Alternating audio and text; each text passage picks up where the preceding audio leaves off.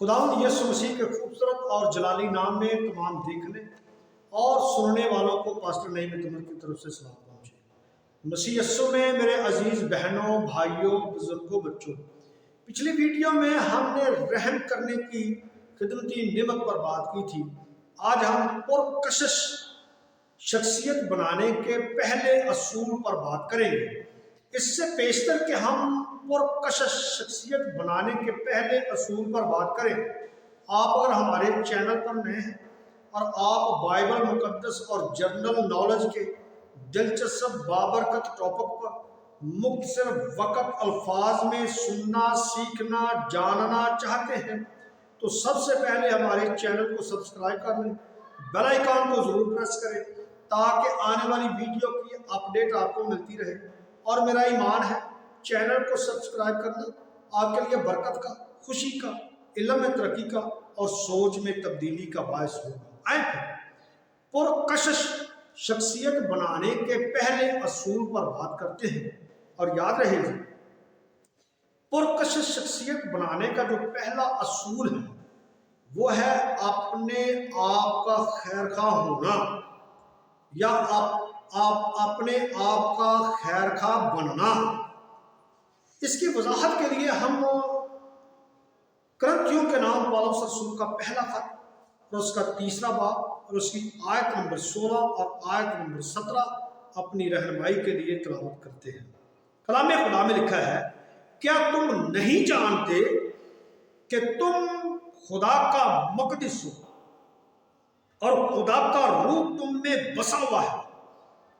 अगर कोई खुदा के मकदस को बर्बाद करेगा तो खुदा उसको बर्बाद करेगा, क्योंकि खुदा का मकदस पाक है और वो तुम हो। जिंदा कलाम के पढ़े और सुने जाने के वसीला से हम सबों को बरकत मिले, आमीन। पढ़े गए हवाला से बिल्कुल वाज़ह होता है कि पुरकशिश शख्सियत बनाने के लिए बेहद ज़रूरी है कि इंसान अपने बदन का ख्याल रखे। जो अपने बदन का ख्याल नहीं रखता वो अपनी शख्सियत को तबाह करता है। और दुनिया में बेशुमार लोग ऐसे हैं जो दूसरों का ख्याल रखते हैं, दूसरों का भला करते हैं, दूसरों के साथ भलाई करना चाहते हैं, लेकिन याद रखें जितना गुनाह दूसरों के साथ बुराई करने का है उतना ही गुनाह अपने आप के साथ बुराई करने का है या अपने आप के साथ ज्यादती करने का है। इसलिए हर शख्स के लिए ये जरूरी है कि वो पुरकशिश शख्सियत बनाने के लिए अपने बदन का ख्याल रखे ताकि रूहानी जिस्मानी काम बेहतर तौर पर सर अंजाम दे सके।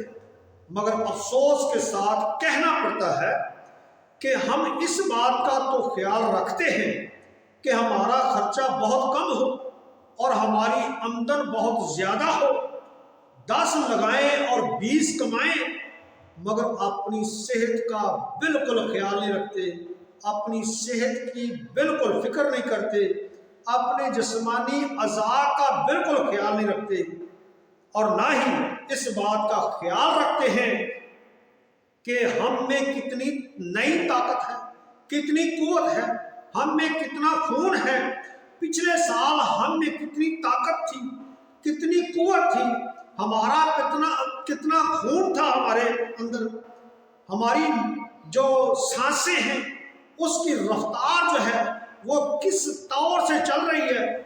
इन सारी चीज़ों का कभी ख्याल नहीं करते और हम अपने आप से बड़ी बड़ी उम्मीदें तो रखते हैं मगर अपने आप को इस काबिल नहीं बनाते।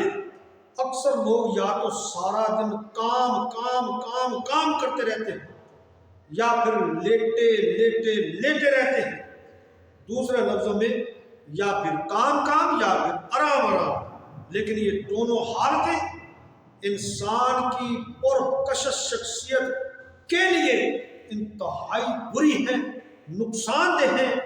यूं हम अपने आप से मुसलसल लड़ते या अपने आप से मुसलसल दुश्मनी करते रहते हैं। یاد رہے ہمارا بدن بھی ایک مشین کی طرح ہے.